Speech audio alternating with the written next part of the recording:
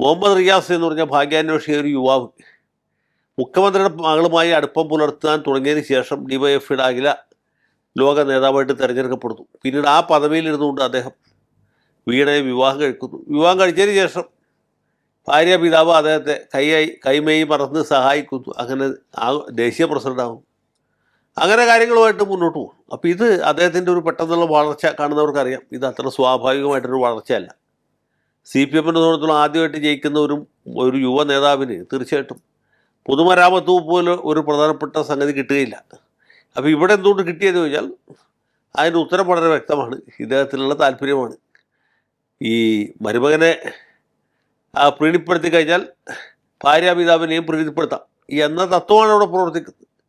അതുമാത്രമല്ല, ഈ മുഹമ്മദ് റിയാസ് എന്ന് പറഞ്ഞ ചെറുപ്പക്കാരൻ, അദ്ദേഹം കോഴിക്കോട് കേന്ദ്രമായിട്ട് ഏതാണ്ട് ഒരു അധോലോക സാമ്രാജ്യം തന്നെ കെട്ടിപ്പടുത്തിട്ടുണ്ട്. അത് പല വിധത്തിലുള്ള നിയമവിരുദ്ധ പ്രവർത്തനങ്ങൾ, അനാശാസ്യമായ രീതിയിൽ പണം സമാഹരിക്കുക, ഇതൊക്കെ ചെയ്തുകൊണ്ടിരിക്കുകയാണ്. അതിനെക്കുറിച്ച് കൃത്യമായിട്ടുള്ള ധാരണ ബാക്കി 13 ജില്ലക്കാർക്കും ഇല്ലെങ്കിൽ കോഴിക്കോട് ജില്ലക്കാർക്കുണ്ട്. അതുകൊണ്ടാണ് പാർട്ടി സഖാക്കൾ വരെ വോട്ട് മാറ്റിച്ചത്. ആ ഒരു സംഗതി പാർലമെൻറ്റ് തെരഞ്ഞെടുപ്പിലുണ്ടായി. അതുകൊണ്ടാണ് സഖാവ് ഇളമരം കരീം വലിയ വ്യത്യാസത്തിൽ തോറ്റുപോയത്. അതുകൊണ്ട് തന്നെയാണ് ഇപ്പോഴും കഴിഞ്ഞ നിയമസഭാ തെരഞ്ഞെടുപ്പിലും വലിയ തിരിച്ചടി LDFനുണ്ടായത്. കാരണം ആളുകൾ കണ്ടുകൊണ്ടിരിക്കുകയല്ലേ കോഴിക്കോട് ജില്ലയിൽ നടക്കുന്ന ഈ പാർട്ടി സംഘടനാ തത്വങ്ങൾക്ക് വിരുദ്ധമായ പ്രവർത്തനങ്ങൾ. കോഴിക്കോട് ജില്ലയിലെ സാധാരണക്കാരായ പ്രവർത്തകർ, സാധാരണക്കാരായ സഖാക്കൾ കണ്ടെത്തി അത് തിരുത്താനും തിരുത്തിക്കാനുമുള്ള ഒരു പ്രക്രിയ ഇപ്പോൾ നടന്നുകൊണ്ടിരിക്കുകയാണ്.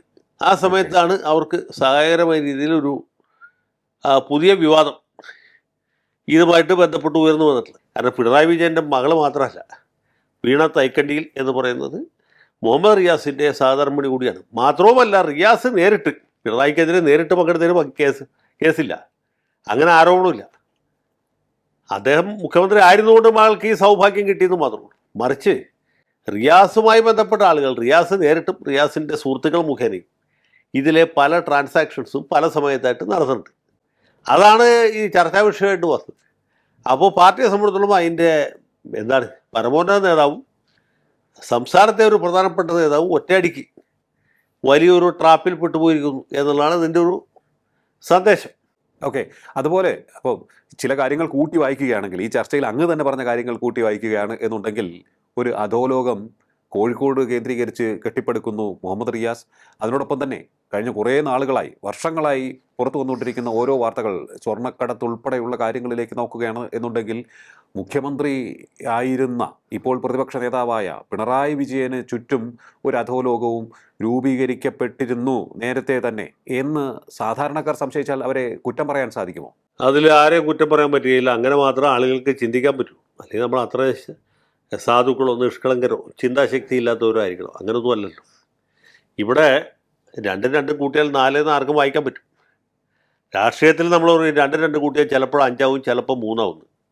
പക്ഷേ കണക്കിൽ 2 കൂട്ടിയാൽ 4. ഇപ്പം 2 കൂട്ടി 3 ആണെന്ന് വിചാരിക്കാം. എങ്കിൽ പോലും ഈ പാപഭാരത്തിൽ നിന്ന് പാർട്ടിക്ക് ഒഴിയാൻ പറ്റുകയില്ല. കാരണം പാർട്ടിയുടെ പരമോന്നത നേതാവാണ് പെട്ടിരിക്കുന്നത്. അദ്ദേഹത്തിൻ്റെ മകളാണ് ഇതിലെ കഥാനായിക. അവരുടെ ഭർത്താവാണ് ഒരു പ്രധാനപ്പെട്ട സഹനടൻ. അപ്പോൾ 3 പേരും കൂടി ചേർന്നിട്ടുള്ള ഒരു കറക്ക് കമ്പനി ആയിരുന്നു എന്നുള്ള കാര്യം ഉറപ്പായി. മാത്രമല്ല, കോഴിക്കോട്ടെ എന്തുകൊണ്ട് ഇത്ര വലിയ തിരിച്ചടി എന്ന് വെച്ചാൽ, കോഴിക്കോട്ടെ ജനങ്ങളെ സംബന്ധിച്ചിടത്തോളം അത് നിത്യജീവിതമായിട്ട് ബന്ധപ്പെട്ട കാര്യമാണ്. അവർക്കറിയാം. നമ്മുടെ നാട്ടിൻപുറത്ത് അല്ലെങ്കിൽ നമ്മുടെ ഉൾനാടൻ പട്ടണത്തിൽ ഒരാൾ വളരെ പെട്ടെന്ന് സമ്പന്നനാകുകയാണെങ്കിൽ ആളുകൾ അന്വേഷിക്കില്ല ഇത് എങ്ങനെ പെട്ടെന്ന് സമ്പന്നനായി. ശരിയാണ്. അപ്പോഴാണ് പറയുന്നത് ഇദ്ദേഹത്തെ മുഖ്യമന്ത്രിയുടെ മകളെ കല്യാണം കഴിക്കാൻ പോകും എന്ന് പറയുന്നത്. കുറച്ച് ദിവസം കഴിയുമ്പോൾ കല്യാണം കഴിക്കും. അങ്ങനെ ഈ ചെറുപ്പക്കാരന് പുതിയ ഒരു ജീവിതം വീട് കിട്ടുന്നു. അത് ആ ഒരു കിട്ടിയ ജീവിതം ഒന്നുകൂടി എന്താണ് ഉല്ലാസകരമാക്കാനാണ് പുള്ളി പുതിയ ശ്രമങ്ങൾ നടത്തിക്കൊണ്ടിരിക്കുന്നത്. ഈ പാർട്ടിക്കകത്ത് തന്നെ ഇദ്ദേഹത്തിൻ്റെ പതനം ആഗ്രഹിക്കുന്ന ഒരുപാട് ആളുകളുണ്ട്. പാർട്ടിയെ ഇന്ന് കാണുന്ന നിലയിലേക്ക് എത്തിച്ചത് ഇദ്ദേഹമാണ്. അദ്ദേഹവും മരുമകനും ചേർന്ന ഒരു സിൻഡിക്കേറ്റാണ് എന്നൊരു ധാരണ ജനങ്ങളുടെ ഇടയിലുണ്ട്, പാർട്ടിക്കാരുടെ ഇടയിലുണ്ട്, പാർട്ടി നേതാക്കന്മാരുടെ ഇടയിലുണ്ട്. ഇവർ രണ്ടുപേരും ഒന്ന് പോയി കിട്ടിയാൽ നമുക്ക് പാർട്ടിയെ വീണ്ടെടുക്കാം, പാർട്ടിയെ പഴയ ഒരു നിലയിലേക്ക് കൊണ്ടുപോകാം എന്ന് വിചാരിക്കുന്നവരുണ്ട്.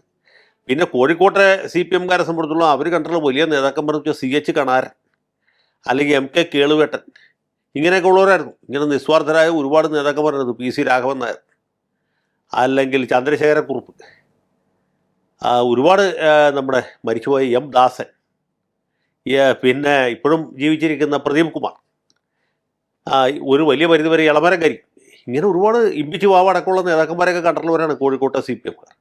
അവിടെയാണ് ഇതുപോലെ ഒരു ഭാഗ്യാന്വേഷിയായ ചെറുപ്പക്കാരൻ അന്ന് മുഖ്യമന്ത്രിയായിരുന്ന ആളുടെ മകളെ കല്യാണം കഴിച്ചു എന്ന ഒറ്റ കാരണത്താൽ വലിയ പ്രതാപശാലിയായിട്ട് മാറുകയും കോഴിക്കോട് പാർട്ടി DC അദ്ദേഹത്തിൻ്റെ കാൽക്കീഴിലാവുകയും പാർട്ടി സെക്രട്ടറിയെ അദ്ദേഹം തീരുമാനിക്കുകയും പിന്നെ വയനാട് ജില്ലയിൽ കൂടി അദ്ദേഹത്തിൻ്റെ സ്വാധീനം വ്യാപിപ്പിക്കുകയും കോഴിക്കോട് കേന്ദ്രമായിട്ടൊരു വലിയ ഒരു സിൻഡിക്കേറ്റ്, അത് സാമ്പത്തിക ശക്തികളും അതിൻ്റെ അകത്തുണ്ട്, പാർട്ടിയിലെ ചില ഇതുപോലെ ഭാഗ്യാന്വേഷികളായ നേതാക്കന്മാരുണ്ട്, ഇവരെയൊക്കെ ചേർത്ത് ഒരു അധോലോകം പോലൊരു സാധനം ഉണ്ടാക്കും, രാഷ്ട്രീയ അധോലോകം.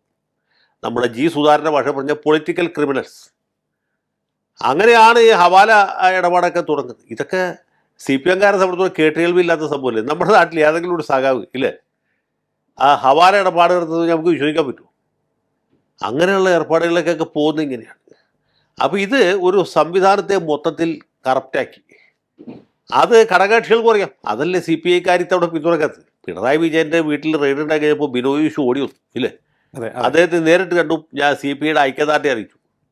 ഇപ്പോൾ ബിനോയ് വിശ്വം ഇന്നലെ എന്താ പറഞ്ഞത്, കഴിഞ്ഞ ദിവസം എന്താ പറഞ്ഞത്? അദ്ദേഹം പറഞ്ഞത് ബിസിനസ് വേറെ, രാഷ്ട്രീയം വേറെ. ഇടതുപക്ഷ രാഷ്ട്രീയം ഒന്ന്, ഈ കറക്ക് കമ്പനി മറ്റൊന്ന് എന്നുള്ളതാണ്. കറക്ക് കമ്പനി നടത്തുന്ന ആളുകളെ CPI-ക്ക് പിന്തുണക്കാൻ പറ്റില്ല, ഒരു ഘടകകക്ഷിക്ക് പിന്തുണക്കാൻ പറ്റില്ല, CPM-ൽ തന്നെ മറ്റു നേതാക്കന്മാർക്ക് പിന്തുണക്കാൻ പറ്റിയില്ല. അപ്പോൾ രാഷ്ട്രീയമായിട്ടും ധാർമ്മികമായിട്ടും പിണറായി വിജയനും അദ്ദേഹത്തിൻ്റെ മകളും മകളുടെ ഭർത്താവും ഒറ്റപ്പെട്ടു എന്നുള്ളതാണ് നമ്മളിപ്പോൾ കാണുന്ന ഒരു രാഷ്ട്രീയമായ ചിത്രം.